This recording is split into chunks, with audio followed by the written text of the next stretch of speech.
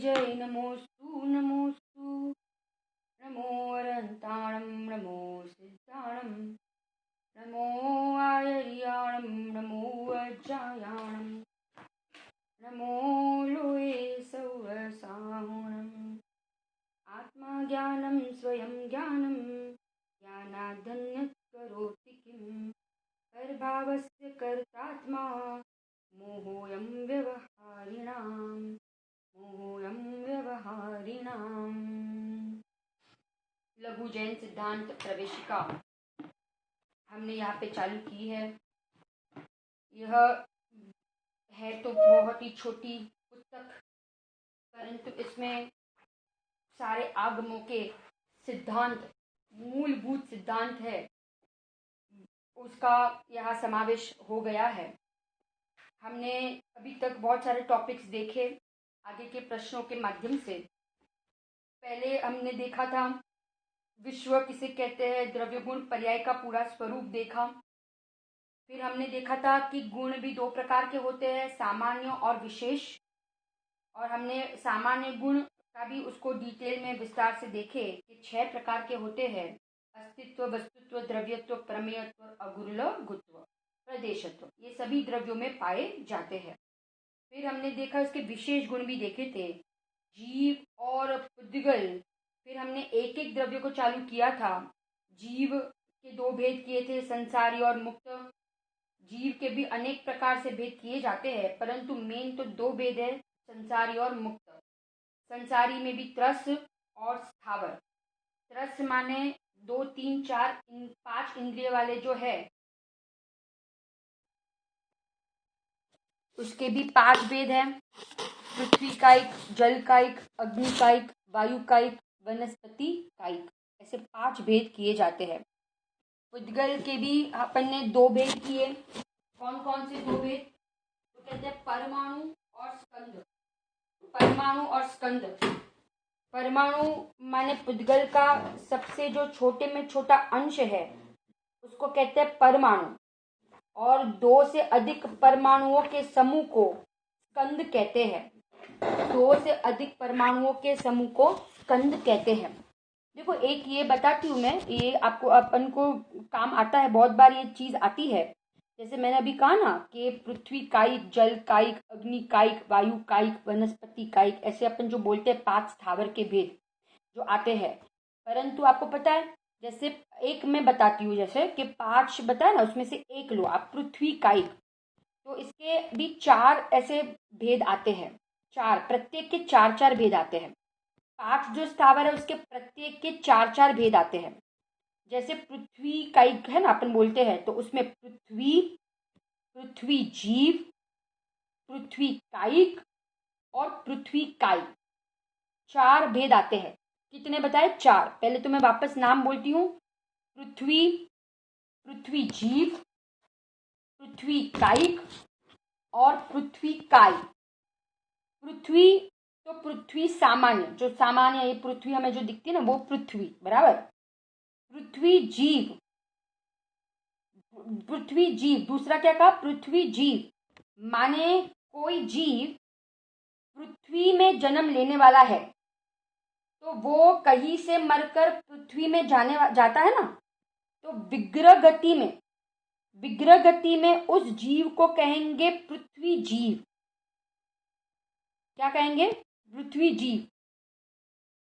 अभी वो पृथ्वी में जन्म लेने वाला है, कहीं दूसरी पर्याय में है, तो अब वो जाएगा पृथ्वी में जन्म लेने, तो उसको विग्रह, अभी उसको पृथ्वी का शरीर नहीं मिला है, विग्रह गति खत्म होने के बाद वो शरीर को धारण करेगा, तो उस विग्रह गति में उसको कहेंगे पृथ्वी जीव। फिर पृथ्वी कायिक। पृथ्वी कायिक माने कौन? तो पृथ्वी रूपी शरीर के संबंध से युक्त जीव। अब वो पृथ्वी में जन्म उसने ले लिया, तो अब वो पृथ्वी शरीर से संबंधित जो आत्मा है, संबंध के साथ जो वाला जो आत्मा है, उस शरीर के संबंध वाला जो आत्मा है, पृथ्वी रूपी शरीर के संबंध वाला, उसको कहेंगे पृथ्वी कायिक। तो हम जब 5 स्थावर के भेद बोलते हैं ना, तो हम उसमें पृथ्वी कायिक, जल कायिक, अग्नि कायिक, वायु कायिक और वनस्पति कायिक ऐसे बोलते हैं। क्यों ऐसे बोलते हैं? क्योंकि वो आत्मा उस शरीर के साथ वाला है, इसलिए उसको क्या कहते हैं? पृथ्वी कायिक। और पृथ्वी काय, ओनली पृथ्वी काय, माने उस जीव ने, वो जीव था ना, तो वो जीव उस शरीर को उसने छोड़ दिया, अब मात्र वो शरीर रह गया, पृथ्वी रह गई, छोड़ा गया शरीर, बराबर, उस जीव के द्वारा यह छोड़ा गया शरीर, तो ये हो जाएगा पृथ्वी काय, ओनली पृथ्वी काय, है ना। 4 भेद बताए, ऐसे आपको हमको प्रत्येक में लगाना है, जल कायिक, वायु कायिक, अग्नि कायिक, वनस्पति कायिक, सब में लगाना। फिर से मैं एक बार ये 4 चीज बोलती हूँ। ओनली पृथ्वी माने सामान्य पृथ्वी, ओके। फिर दूसरा पृथ्वी जीव, पृथ्वी जीव माने विग्रह गति में अभी वो है, अभी उसने वो पृथ्वी में जन्म नहीं लिया है, तो विग्रह गति में उसको कहेंगे पृथ्वी जीव। फिर माने ओनली वो जीव है, अब वो पृथ्वी में जन्म लेने वाला है, तो पृथ्वी जीव। पृथ्वी कायिक, पृथ्वी कायिक माने क्या? पृथ्वी कायिक माने अब वो शरीर के साथ वाला है, पृथ्वी शरीर के साथ वाला है, तो उसको कहेंगे पृथ्वी कायिक। और पृथ्वी काय, पृथ्वी काय माने पृथ्वी ओनली पृथ्वी काय, तो माने उस वो आत्मा ने उस शरीर को छोड़ दिया, अब मात्र वो क्या रह गया? शरीर रह गया, तो वो हो गया पृथ्वी काय। क्लियर? ऐसे ये प्रत्येक के कितने भेद आते हैं? प्रत्येक के 4-4 भेद आते हैं। प्रत्येक के कितने भेद आते हैं? 4-4 भेद आते हैं। क्लियर? अब हम आगे बढ़ते हैं, हम आते हैं अपने प्रश्नों के ऊपर। तो हमने ये वर्गणाओं का स्वरूप भी देखा था डिटेल में, स्कंद के भी भेद होते हैं, है ना, और हमने इन सारी वर्गणाओं का हमने डिटेल में भेद देखे थे, एक एक वर्गणा का भेद देखा था, है ना। इसमें हमने ये सब आएगा जीव और पुद्गल में वर्णन, ना, जीव और पुद्गल, ये सब पुद्गल में वर्णन चल रहा है। अब हम आगे बढ़ते हैं। फिर हमने देखा था कि वर्गणाओं के बाद शरीर, 5 प्रकार के शरीर, 5 प्रकार के शरीर भी हमने देखे थे कि औदारिक, वैक्रियक, आहारक, तेजस और कार्मन। मनुष्य और तीर्यंश को औदारिक, देव और नारकियों को वैक्रियक, छठे गुणस्तंवर्ती रुद्धिधारी मुनियों को आहारक, सभी संसारियों को तेजस और कार्मन शरीर होता है। सबसे स्थूल शरीर को है 5 में से तो औदारिक, और सबसे सूक्ष्म शरीर कोई 5 में से है तो वे है कौन सा? कार्मन शरीर, कार्मन शरीर। परंतु औदारिक में सबसे कम है तो अनंत परमाणु, पर सबसे कम परमाणु, और कार्बन है सबसे सूक्ष्म परंतु परमाणु अनंत है, माने अधिक है, सबसे ज्यादा, सबसे ज्यादा है। हमने स्थूलता की अपेक्षा, सूक्ष्मता की अपेक्षा से देखा था ना, औदारिक से सूक्ष्म वैक्रियक, वैक्रियक से सूक्ष्म आहारक, आहारक से सूक्ष्म तेजस और तेजस से सूक्ष्म कार्बन। ऐसे हमने 5 शरीर के भेद देखे थे। हमने वर्गणाओं के स्वरूप भी देखा था। आहार वर्गणा में से 3 शरीर बनते हैं, औदारिक, वैक्रियक और आहारक। तेजस वर्गणा में से तेजस शरीर, भाषा वर्गणा में से शब्द रूप परिणमन होता है, मनोवर्गणा में से अष्टदल कमल के आकार रूप द्रव्य मन की रचना होती है, और कार्मन वर्गणा में से कार्मन शरीर बनता है। फिर हम आगे जाते हैं। इसके बाद हमने शरीर का स्वरूप देखने के बाद हमने क्या देखा था? धर्म, अधर्म, आकाश और काल, इसका स्वरूप हमने देखा था। धर्म, अधर्म ये पुण्य और पाप और शुद्ध भाव से संबंध रखने वाला नहीं है, परंतु ये एक स्वतंत्र द्रव्य है। माने हमने परिभाषा भी देखी थी। धर्म द्रव्य में गमन करती हुई मछली का दृष्टांत दिया था। अधर्म द्रव्य में पथिक को ठहरने में वृक्ष की छाया का दृष्टांत दिया है। आकाश द्रव्य, उसके 2 भेद है, लोकाकाश और अलोकाकाश। काल द्रव्य, धर्म और अधर्म द्रव्य तिल में तेल के समान, ऐसा बताया जाता है आगम में। क्या कहा? तिल में तेल के समान रहते हैं। जैसे तिल में तेल, संपूर्ण तिल में रहता है वो तेल, ऐसा कोई जगह नहीं कि जहाँ वो तेल ना हो। माने पूरे तिल में, वो छोटे से तिल में पूरे में वो तेल क्या है, व्याप्त है। ऐसे कह रहे हैं कि धर्म और अधर्म द्रव्य संपूर्ण लोकाकाश में व्याप्त है। धर्म अधर्म द्रव्य संपूर्ण लोकाकाश में व्याप्त है। कैसे व्याप्त है? तिल में तेल के समान। आकाश के दो भेद के, लोकाकाश और अलोकाकाश, है ना। लोकाकाश माने कि जहां 6 द्रव्य पाए जाते हैं उसको कहेंगे लोकाकाश, और जहां मात्र आकाश है, शुद्ध आकाश है, उसको कहेंगे अलोकाकाश। अलोकाकाश अमर्यादित है, उसकी कोई मर्यादा नहीं है। काल द्रव्य के भी 2 भेद देखे थे हमने। काल के कितने? 2 भेद, निश्चय काल और व्यवहार काल। काल द्रव्य कैसे कैसे रहता है? रत्नों की राशि के समान। माने लोक के एक एक प्रदेश के ऊपर एक एक कालाणु स्थित है। कैसे स्थित है? लोक के एक एक प्रदेश के ऊपर एक एक कालाणु स्थित है। अब आगे जाते हैं। इसके बाद काल के 2 भेद हमने देखे थे, निश्चय काल और व्यवहार काल। कितने भेद देखे थे? निश्चय काल और व्यवहार काल। निश्चय काल स्वयं कालाणु, काल द्रव्य निश्चय काल, और घड़ी घंटा आदि जो है वे सारे क्या है? व्यवहार काल है। इसके बाद हमने देखा था, अब हम आगे बढ़ते हैं। आज से हम आगे के प्रश्न को देखते हैं। जीव पुद्गल आदि द्रव्य कितने कितने हैं? 46 नंबर का प्रश्न। 46 नंबर का प्रश्न, जीव पुद्गल आदि द्रव्य कितने कितने हैं और उनका क्षेत्र क्या है?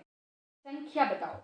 प्रश्न क्या पूछा है? संख्या, कितने कितने हैं, संख्या बताओ, और उसका क्षेत्र कितना बड़ा है एक एक द्रव्य का, तो उसके प्रदेश बताओ।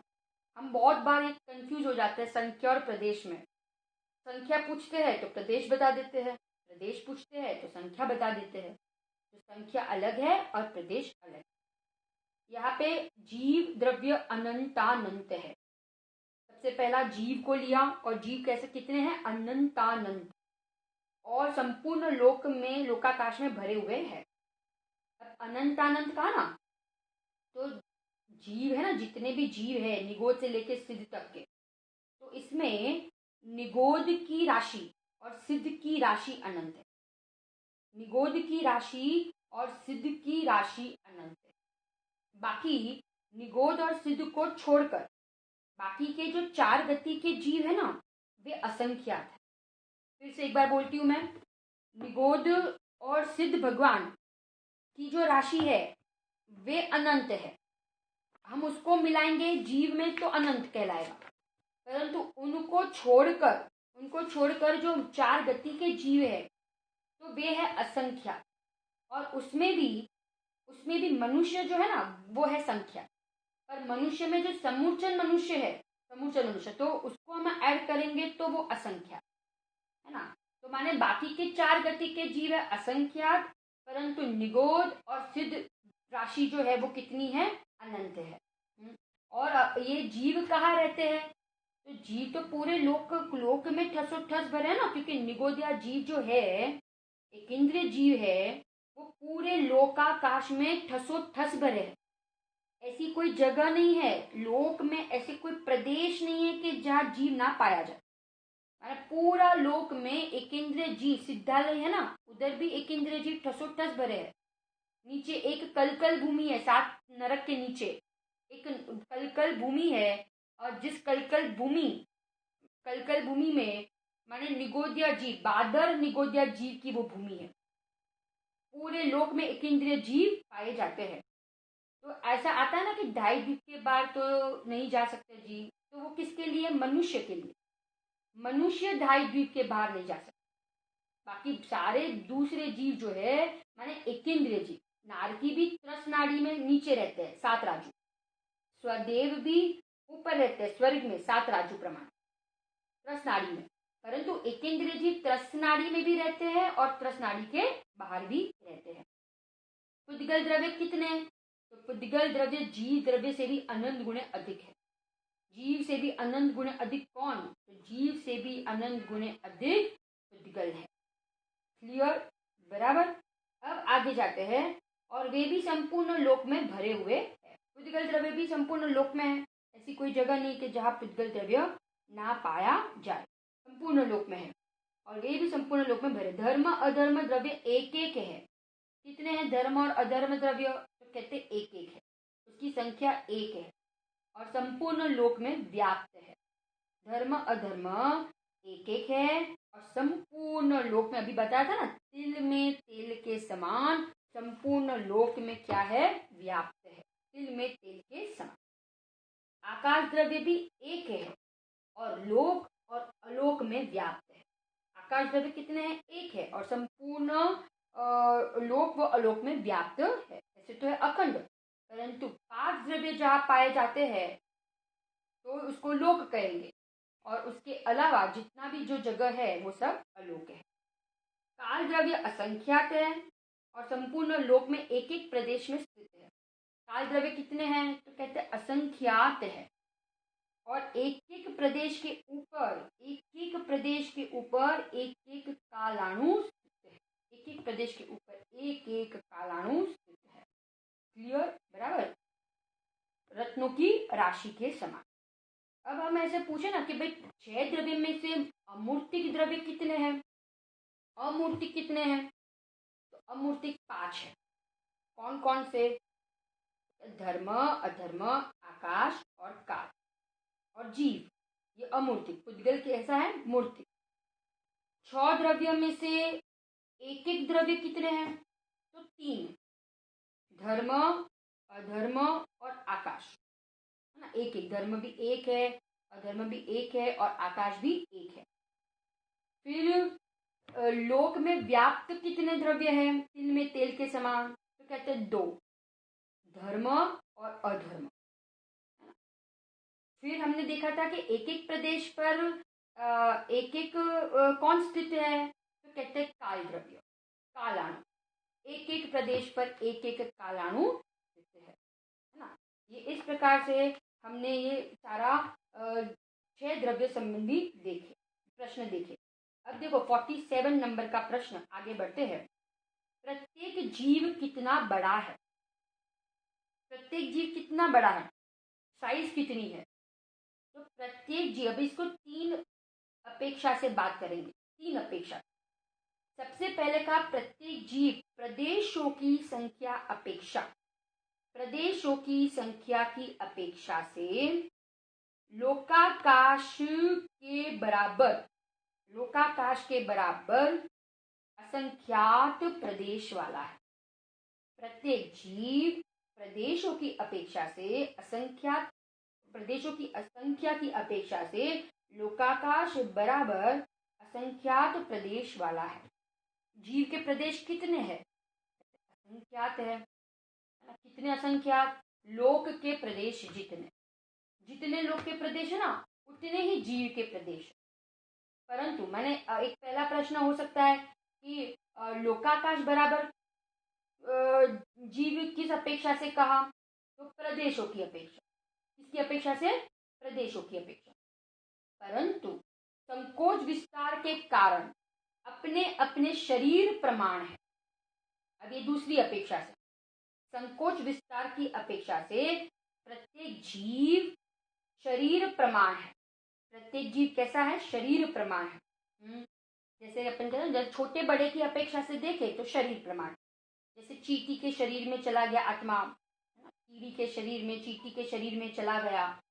फिर कोई हाथी, माने चींटी से हम थोड़ा बढ़ा ले, है ना। पहले निगोदिया से चालू करो कि निगोदिया के शरीर में गया तो उसके प्रदेश कितने संकुचित हो जाते हैं। फिर चींटी के शरीर में गया तो फिर थोड़ा बड़ा, माने उसके प्रदेश थोड़े विस्तार को प्राप्त हुए। फिर और बढ़ते बढ़ते बढ़ते बढ़ते, ख्याल है ऐसे अपन उसके शरीर की मोटाई और लेते जाए, माने बड़े बड़ा शरीर लेते जाए। और फिर हाथी की पर्याय में गया तो वही आत्मा के प्रदेश कितने फैल गए, कितने फैल गए ना। और फिर और आगे जाए तो स्वयंभू रमन समुद्र का महामत्स्य, उसके शरीर में आत्मा गया तो वो तो 1000 योजन लंबा है, तो आत्मा के प्रदेश कितने विस्तार को प्राप्त करता है। और फिर और आगे जाए तो पूरे लोक में जब समुद्रघात करता है आत्मा, तो वो उसके आत्मा के प्रदेश, उस जीव के आत्मा के प्रदेश पूरे लोक में फैल जाते हैं। तो यहाँ पे कहा संकोच विस्तार के कारण वे अपने अपने शरीर प्रमाण है, मतलब अपने अपने शरीर प्रमाण है। और तीसरी अपेक्षा से जीव कितना बड़ा है, तो मुक्त जीव अंतिम शरीर प्रमाण है। मुक्त जीव अंतिम शरीर प्रमाण है। मुक्त जीव जो मोक्ष चले गए हैं, जो जीव मोक्ष चले गए हैं, मुक्त हो गए हैं, है ना, तो उनका शरीर, उनके आत्मा, उनका आत्मा कितना बड़ा है, अंतिम शरीर प्रमाण है। जैसे आदिनाथ भगवान थे, तो आदिनाथ भगवान, है ना, तो आदिनाथ भगवान का आत्मा कितना बड़ा था, 500 धनुष। क्यों? क्योंकि उनका अंतिम शरीर 500 धनुष बड़ा था। आदिनाथ भगवान का प्रथम तीर्थंकर, उनका शरीर 500 धनुष बड़ा था। तो उनका आत्मा जब वो सिद्धालय में स्थित हुए, तो उनके आत्मा के भी प्रदेश कितने बड़े विस्तार को प्राप्त हुए, उतने ही बड़े, माने उतने ही बड़ा उसका आत्मा था। कितना बड़ा, 500 धनुष प्रमाण आत्मा, 500 धनुष प्रमाण था। और महावीर भगवान जो अंतिम तीर्थंकर थे, तो उनका साइज कितना था, उनकी हाइट कितनी थी, 7 हाथ प्रमाण था। शरीर की ऊंचाई 7 हाथ प्रमाण थी। तो उनके प्रदेश भी, आत्मा के प्रदेश अंतिम सिद्धालय में जब विराजमान हुए, तो वे उतने प्रदेश प्रमाण रहे। माने अंतिम शरीर प्रमाण आत्मा मुक्त दशा में होता है, मुक्त दशा में होता है। क्लियर, बराबर ना। तो यहाँ 2 दृष्टांत से हम समझ गए कि जो अंतिम शरीर होता है, उतना ही वो आत्मा सिद्धालय में जाके विराजमान हो जाता है। फिर वो संकोच विस्तार को प्राप्त नहीं होता है। जितना वो साइज था अंतिम शरीर का, उतने साइज का ही वो आत्मा सिद्धालय में मुक्त अवस्था में विराजमान हो जाते हैं। कहाँ है सिद्धालय? सिद्धशिला है ना, तो सिद्धशिला की एग्जैक्टली ऊपर 3 वलय है, और अंतिम वलय तनुवात वलय। उस तनुवात वलय में सारे सिद्ध भगवान, क्या होते हैं, तो कहते हैं विराजमान होते हैं। सबके माथे जो है ना, तो वे एक लेवल पे है, परंतु उन सबकी ऊंचाई वो सबके कैसी है, तो कहते हैं अलग अलग है। कोई खड्गासन में है, कोई पद्मासन में है ना, तो वो सब अलग अलग है, परंतु सबके जो सिर है वो एक लेवल पे होते हैं। अब आगे जाते हैं, लोकाकाश के बराबर प्रमाण वाला जीव कौन है? तो मोक्ष जाने के पहले केवली समुद्घात करने वाला जीव,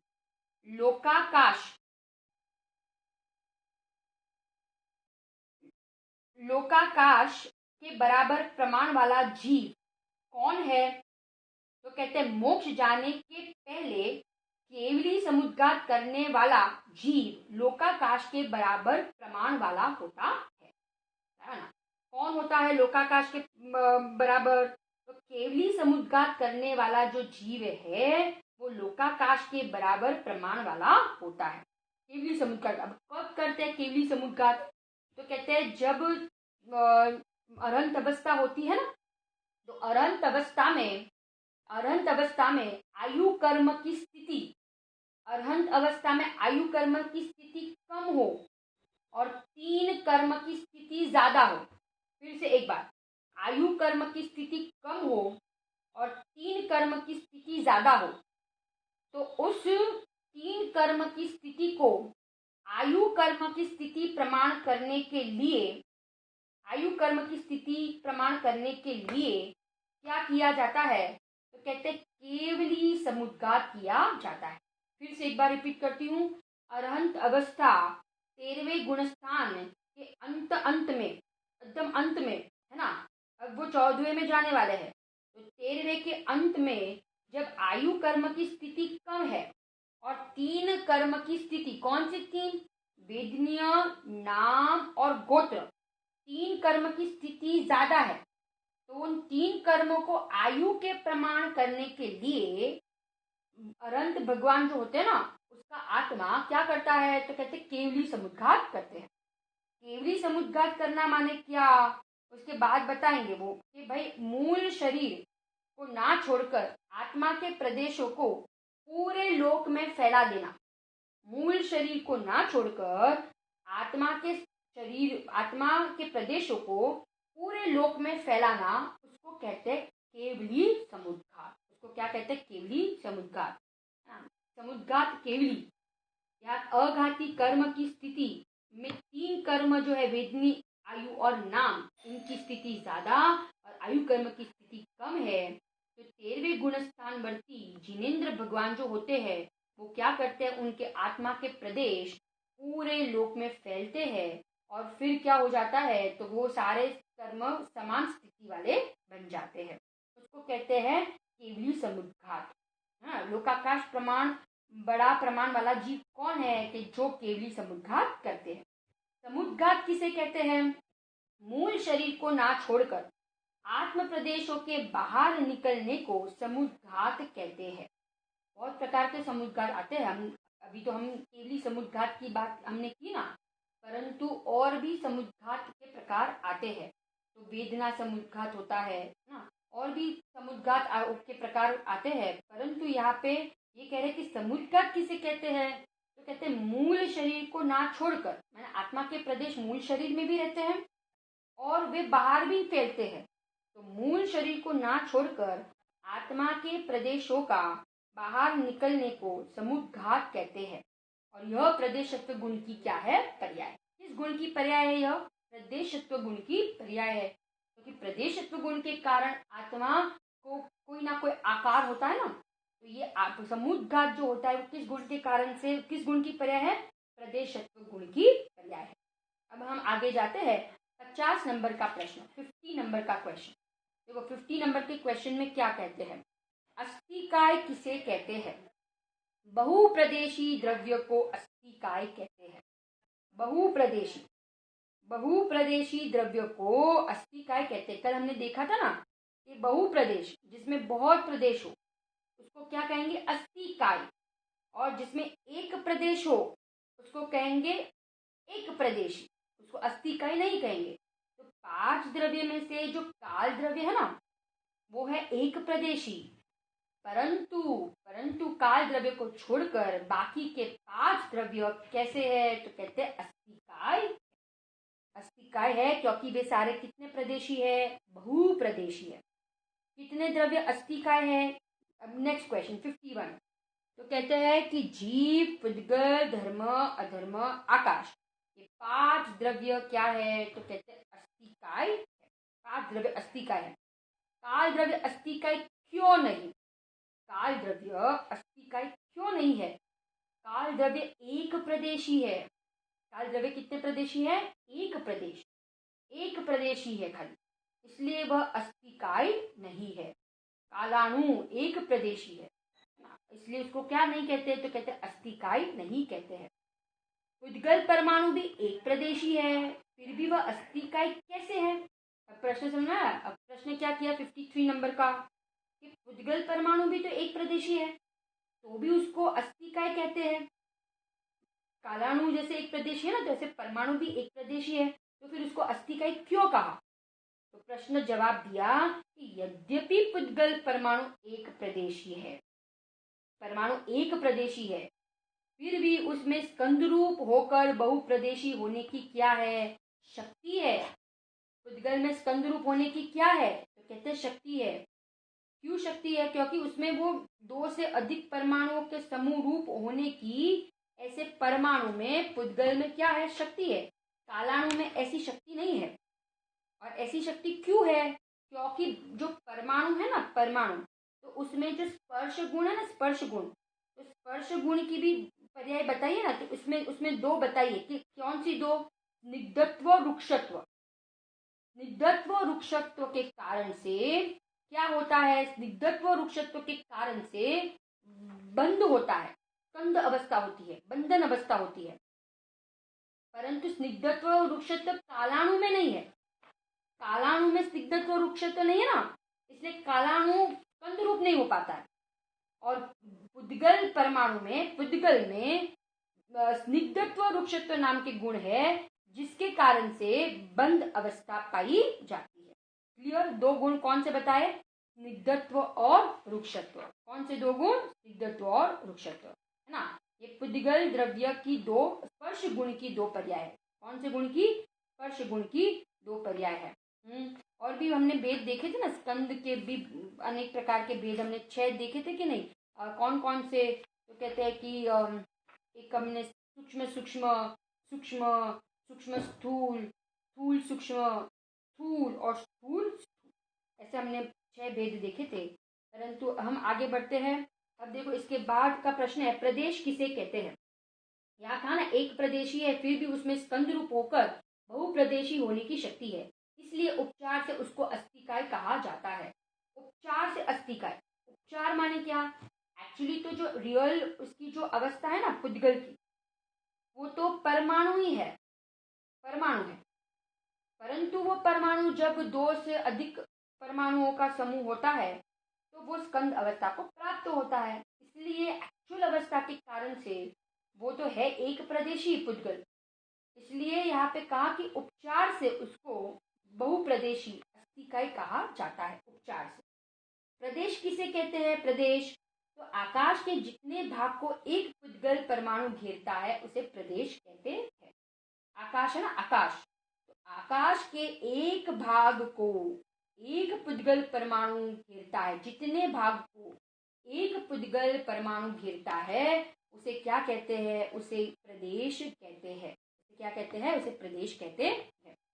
माने एक भाग को, जैसे कि आकाश है तो उसमें आप अपन एक परमाणु को ऐसे रख दो, तो अब उस एक परमाणु ने, बराबर, एक परमाणु जितनी जगह रोकी ना, जितनी जगह रोकी उसको क्या कहेंगे? उसको प्रदेश कहेंगे।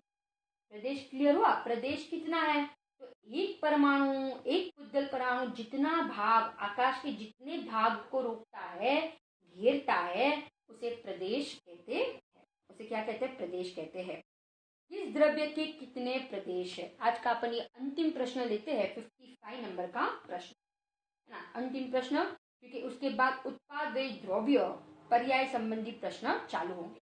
जो द्रव्य संबंधी, गुण संबंधी प्रश्न थे वो यहाँ पे पूरे होते हैं। इसके बाद पर्याय संबंधी प्रश्न आएंगे जो हम कल के स्वाध्याय में लेंगे। अब हम देखते हैं किस द्रव्य के कितने प्रदेश है। किस द्रव्य के कितने प्रदेश है ना? तो जीव, धर्म, अधर्म और लोकाकाश के असंख्यात प्रदेश।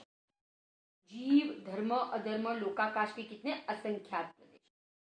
पुद्गल स्कंद के संख्यात, असंख्यात और अनंत प्रदेश है। पुद्गल स्कंद के कितने हैं? संख्यात, असंख्यात और अनंत प्रदेश है। 3 प्रकार से बताए, संख्यात, असंख्यात और अनंत। क्यों ऐसे? क्योंकि संख्यात है ना, संख्यात तो अपन कह सकते हैं कि जैसे संख्यात परमाणु, संख्यात जैसे कि 1 2 3 4 5 6 7, हम जितनी संख्या को काउंट कर सके ना, माने जहां तक अपन काउंट कर सके उतने प्रदेशों के समूह, उतने प्रदेशों के समूह रूप जो स्कंद है, पुद्गल है, वो संख्यात प्रदेशी है। कितने प्रदेशी है? संख्यात प्रदेशी। फिर असंख्यात परमाणुओं का, असंख्यात पुद्गल परमाणुओं के स्कंद, स्कंद होता है ना, असंख्यात पुद्गल परमाणुओं का जब स्कंद होता है, भी अपन काउंट नहीं कर सकते हैं, तो असंख्यात पुद्गल परमाणुओं का जो स्कंद है ना, वो कितने प्रदेशी है? असंख्यात प्रदेशी। और अनंत पुद्गल परमाणुओं का स्कंद, अनंत पुद्गल परमाणुओं का स्कंद है, वो कितने प्रदेशी है? तो वो कहते हैं अनंत प्रदेशी। कितने प्रदेशी है? अनंत प्रदेशी है। 3 प्रकार से हुआ ना वर्णन, संख्यात, असंख्यात और अनंत। इस तरह 3 प्रकार के प्रदेश है। काल द्रव्य और पुद्गल परमाणु एक प्रदेशी है। क्या कहा? काल द्रव्य और पुद्गल परमाणु कितने प्रदेशी है? एक प्रदेशी है ना। तो हमने इसकी ये प्रदेश भी देखे, धर्म, अधर्म, जीव और लोक के असंख्यात प्रदेश। पुद्गल के 4 प्रकार से वर्णन आए, संख्यात, असंख्यात, अनंत और एक प्रदेश। और काल द्रव्य तो एक प्रदेशी ही होता है, काल द्रव्य तो एक प्रदेशी ही होता है। क्लियर? तो इस प्रकार से हमने यहाँ पे द्रव्य और गुण संबंधी जितने प्रश्न थे 55 प्रश्न तक आज हमने देखा। हम कल बहुत ही इम्पोर्टेंट पर्याय का जो स्वरूप है, उत्पाद और व्यय और उसके साथ द्रव्य भी हम समझेंगे। और पर्याय के जो दो भेद है, व्यंजन पर्याय और कौन सा पर्याय, कौन सी पर्याय, अर्थ पर्याय। व्यंजन और अर्थ पर्याय, ये पर्यायों का स्वरूप हम कल के स्वाध्याय में समझेंगे। इसी मंगल भावना के साथ हम यहाँ पे स्वाध्याय पूरा करते हैं। निज निधि निज में बताई, यह अनंत उपकार है।